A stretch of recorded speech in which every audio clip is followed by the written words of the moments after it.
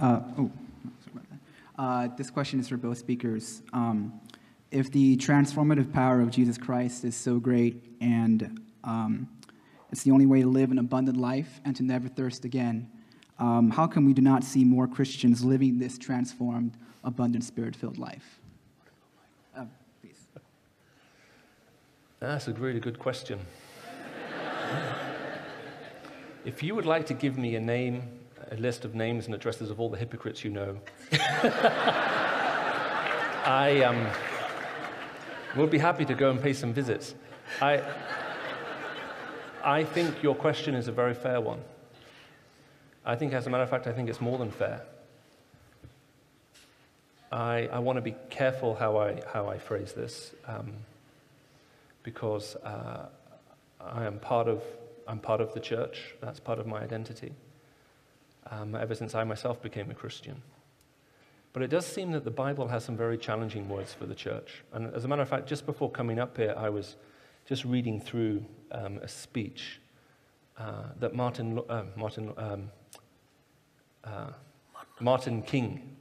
Dr. Martin Luther King gave. Is that right? Right. And sorry, I'm in America, right? So I'm in the right country. Just checking. And when he was put in prison, he very famously wrote a letter from prison, which is a very impressive letter to read, his letter from Birmingham jail. All the more impressive when you remember he wrote that letter from memory. And I always knew he was a political activist, and I knew various things about him. I had no idea how well read he was. And you can always tell something about someone when they're writing a letter and they're making reference both to philosophy and to law and to theology. And he does it so well. But part of his letter, and I think it's something that needs to be heard today, is he says, we're living in America where the church is espousing one thing with its lips, but it's not living it with its life. He says, and therefore, he says, we are breeding a generation of people who've absolutely lost faith in the church, many of them losing faith in America as a country. And he shudders to think of the violence it may hold and the division it may cause in the United States of America as it went forward from that point. And he ends his letter with the words along the lines of, and now God's judgment rests on the church as never before. And I pray it may raise up in this decisive hour, and its voice may be heard. And what's more importantly, that it may actually live the moral values which it espouses.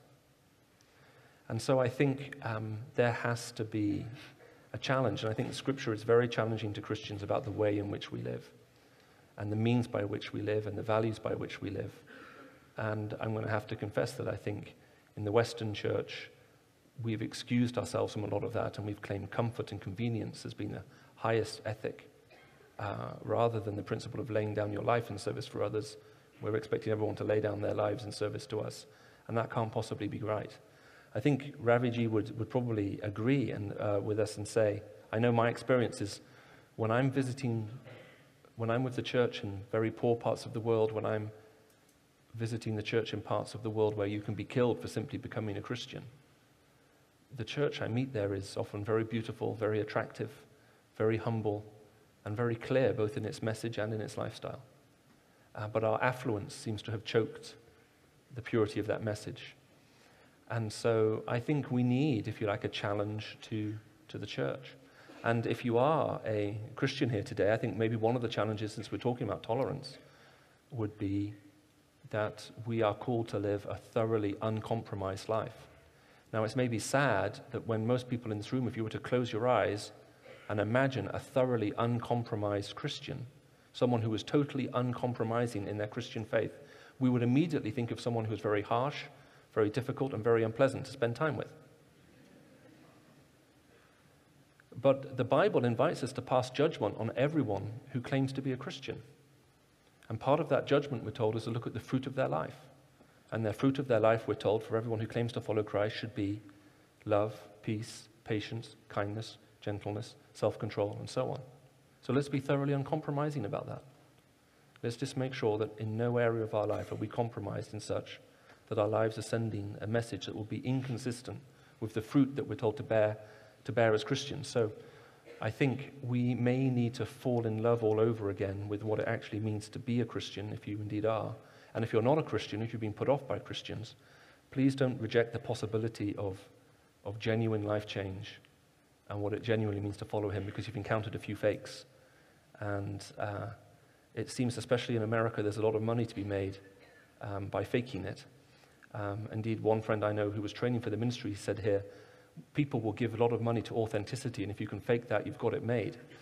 And maybe we just need to be maybe a little bit more, I think we do need to be more challenging with ourselves, and also as members of the church, with the church, to say, does this look like Jesus said it should look like?